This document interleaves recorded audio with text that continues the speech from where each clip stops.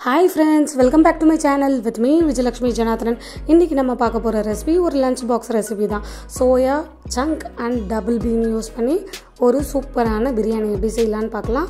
இதுக்கு ஃபர்ஸ்ட் இந்த மாதிரி குக்கர் வச்சுப்போம். அது நல்லா ஹீட் ஆனதும் தேவையான அளவுக்கு எண்ணெய் சேர்த்துடலாம். நான் இங்கே ஒரு 3 ல இருந்து 4 டேபிள் ஸ்பூன் அளவுக்கு எண்ணெய் சேர்த்துருக்கேன்.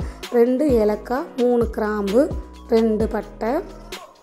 இது இல்லாமல் உங்களுக்கு என்ன மசாலா பொருள் வேணுமோ ஆட் பண்ணிக்கலாம். கொஞ்சமாக இஞ்சி பூண்டு விழுது. இது பார்த்திங்கன்னா ஒரு 1.5 டேபிள் ஸ்பூன் அளவுக்கு இருக்கும்.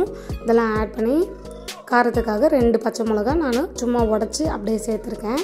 இதை சேர்த்துட்டு இப்போ நல்லா இந்த எண்ணெயில் மிக்ஸ் பண்ணி விட்டுடலாம். இந்த எண்ணெயில் பச்சை வாசனை போனதும் ஒரு பெரிய வெங்காயம் நீளமாக நறுக்கி எடுத்துருக்கேன். அதை ஆட் பண்ணிக்கலாம். ஆட் பண்ணி இப்போ நல்லா மிக்ஸ் பண்ணி விட்டுடலாம். இது 1 pot ரெசிபி தாங்க. நீங்கள் ஏற்கனவே நைட்டில் இதை ஊற வச்சுருந்தீங்கன்னா காலையில் ஒரு 10 to 15 மினிட்ஸில் இந்த டிஷ்ஷை ரெடி பண்ணிடலாம். இப்போ மீடியம் சைஸ் தக்காளியாக 2 தக்காளி நறுக்கி எடுத்துருக்கேன். அதை உள்ளே ஆட் பண்ணிவிட்டு இப்போ நல்லா மிக்ஸ் பண்ணி விட்டுடலாம். வெங்காயம் தக்காளி ரெண்டும் சேர்ந்து நல்லா வெந்து வரட்டும், வெயிட் பண்ணுவோம். இது நார்மல் பிரியாணி மாதிரி தான் செய்கிறதுனால ரொம்பவே டேஸ்ட்டாக இருக்கும் சாப்பிட. இப்போது கொஞ்சம் புதினா ப்ளஸ் கொத்தமல்லி ரெண்டும் ஒரு கைப்பிடி அளவுக்கு நறுக்கி எடுத்து வச்சுருக்கேன். அதை உள்ளே ஆட் பண்ணிவிட்டு அதை நல்லா இப்போ மிக்ஸ் பண்ணி விட்டுடலாம். நமக்கு சிக்கன் சாப்பிட்டா மட்டும்தான் ப்ரோட்டீன் கிடைக்கும்னு கிடையாதுங்க. இந்த மாதிரி soya chunk plus double been இதெல்லாம் சேர்த்து ஒரு சூப்பரான ப்ரோட்டீனான பிரியாணி நமக்கு ஈஸியாகவே கிடைக்கும். பசங்களுக்கும் நம்ம ஈஸியாக லஞ்ச் பாக்ஸ் ரெசிபி இல்லை நைட்டு டின்னர் இந்த மாதிரி சிம்பிளான ஒரு ரெசிபியை நம்ம ரெடி பண்ணி கொடுத்துடலாம். இப்போது இங்கே நான் 1 டேபிள் ஸ்பூன் அளவுக்கு காரத்துக்காக வெறும் மிளகாய் தூள் ஆட் பண்ணுறேன். வேறு எதுவுமே ஆட் பண்ணல. உங்களுக்கு காரம் அதிகமாக பிடிக்கும் இல்லை குழந்தை கொஞ்சம் நல்லா டேஸ்ட்டாக சாப்பிடுவாங்கன்னா நீங்கள் கூடவே கொஞ்சம் கரம் மசாலா ஆட் பண்ணிங்கன்னா இன்னமும் டேஸ்ட்டாக இருக்கும். இப்போ இதை நல்லா மிக்ஸ் பண்ணி விட்டுட்டு நல்லா வெந்து வரட்டும், வெயிட் பண்ணுவோம். இந்த டைமில் நான் ஏற்கனவே சுடுதண்ணியில் இந்த சோயாவை ஊற வச்சு எடுத்திருக்கேன். இதை நல்லா தண்ணி பிழிஞ்சிட்டு நம்ம ரெடி பண்ணி வச்சுருக்க மசாலாவில் ஆட் பண்ணிடலாம். இந்த சோயாவை யூஸ் பண்ணி நிறைய ரெசிபிஸ் செய்வாங்க. பட் பார்த்திங்கன்னா இது லிமிட்டடாக வாங்க சாப்பிட்ணும். இதை எக்ஸ்ட்ரா ஆர்டினரியாக டெய்லி இன்டேக் எடுத்துக்கவே கூடாது. இதில் சில கெடுதலான விஷயங்களும் இருக்குது. இது நிறைய பேர் சொல்ல மாட்டாங்க. பட் நீங்கள் ரிசர்ச் பண்ணி கூகுளில் சர்ச் பண்ணி பாருங்கள். சோயா எந்த அளவுக்கு சாப்பிட்ணும், அதுவும் குழந்தைங்களுக்கு எந்த அளவுக்கு தரணும்னு அதை கொடுத்துருப்பாங்க. இப்போ நான் ஊற வச்சுருக்க டபுள் பீனை உள்ளே சேர்த்துடலாம். இதை நைட்டே நீங்கள் ஊற வச்சு எடுத்துக்கலாம்.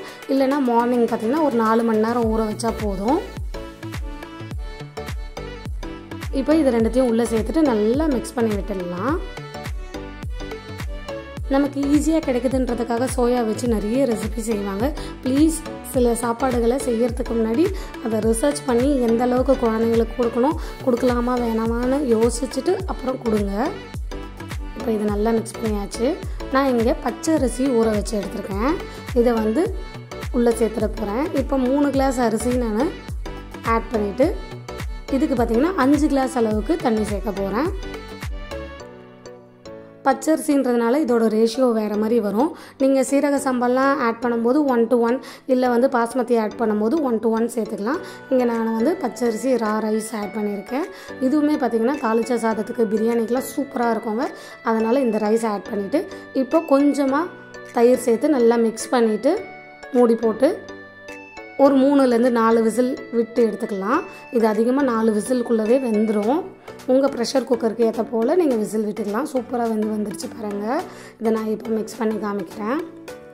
எந்த அளவுக்கு சூப்பராக வந்திருக்குன்னு பாருங்கள். இப்போ மிக்ஸ் பண்ணியாச்சு. இது நல்லா ஆற விட்டு நீங்கள் லஞ்ச் பாக்ஸில் ஆட் பண்ணி பசங்களுக்கு கொடுக்கலாம். அதே போல் பார்த்திங்கன்னா நைட்டில் நீங்கள் டின்னருக்கும் ரெடி பண்ணலாம். இல்லை ஃபேமிலி ஃப்ரெண்ட்ஸ் வெஜிடேரியன் ஃப்ரெண்ட்ஸ்லாம் வந்தாங்கன்னா டிஃப்ரெண்ட்டாக அசத்தணுன்னா இந்த மாதிரி ரெசிபியை நீங்கள் செஞ்சு கொடுக்கலாம். பார்க்க பிரியாணி மாதிரி மட்டும் இல்லைங்க, சாப்பிடவும் பிரியாணி மாதிரியே இருக்கும். மேலும் இந்த மாதிரி பல ரெசிபிகளுக்கு மறக்காமல் என் சேனலை லைக் பண்ணுங்கள், ஷேர் பண்ணுங்கள், சப்ஸ்கிரைப் பண்ணுங்கள். அண்ட் தென் ப்ளீஸ் மறக்காமல் சப்ஸ்கிரைப் பண்ணி சப்போர்ட் பண்ணுங்கள்.